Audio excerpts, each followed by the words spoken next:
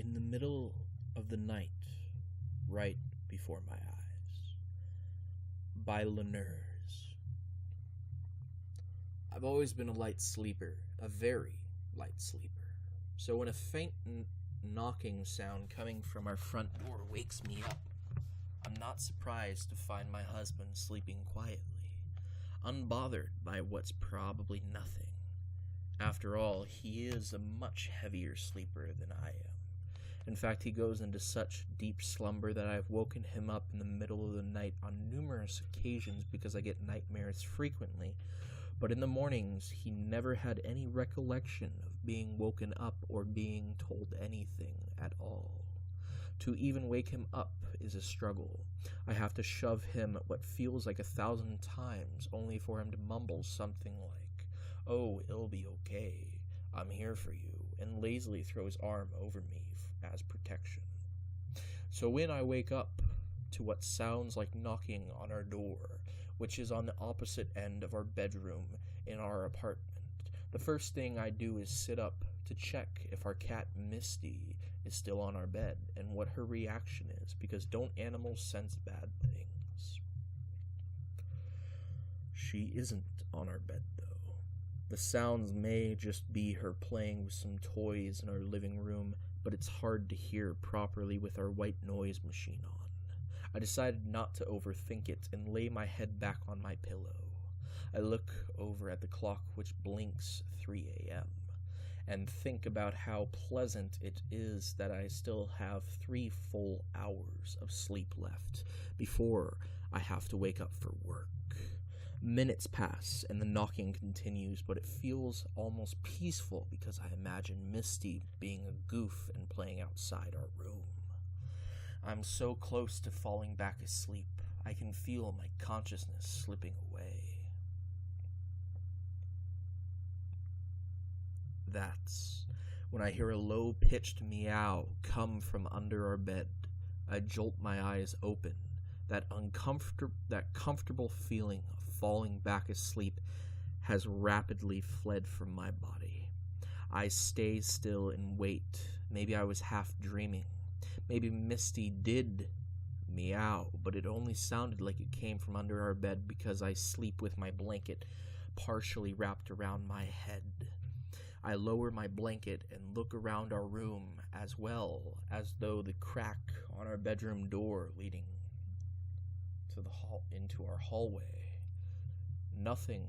I allow myself to breathe a little, but then I hear the knocking again. Another meow alerts me from under our bed.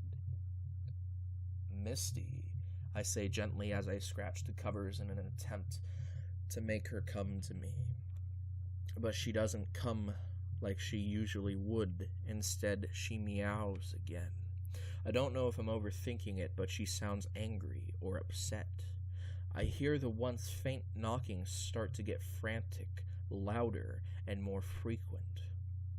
I'm sure that it's because I'm starting to feel scared inside, so my senses are heightened. Misty is still meowing, and I realize now that she's afraid, like me. At this point, I'm legitimately freaked out, and I'm beginning to wonder why my husband hasn't woken up. Surely, all of my stirring and Misty's meowing would bother him? I have to wake up, I think. I have to wake him up. I know that the knocking is probably nothing, but my irrational fear of the dark combined with my wild imagination does not help with making me feel like a reasonable, functional adult in the middle of the night. I always feel really bad waking him up, but I need him to be conscious with me. If he's awake, I'll be okay. He has a way of bringing me back into reality, making me feel safe. I begin shaking him gently. He doesn't move, but that's not unusual. I shake him and shove him with a little more force. This is usually around the time that he begins to stir and make weird noises indicating that he's waking up. But I hear nothing anymore.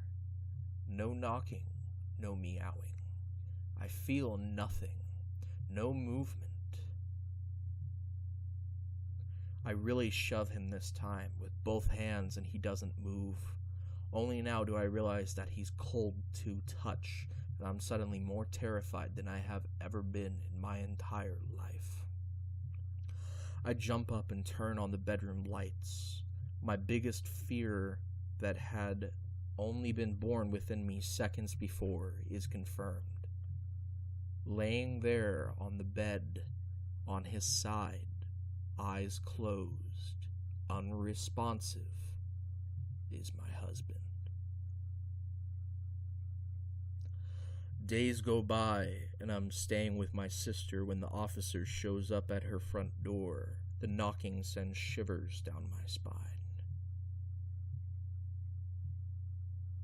Ma'am, the autopsy shows that your husband died shortly after 3 a.m.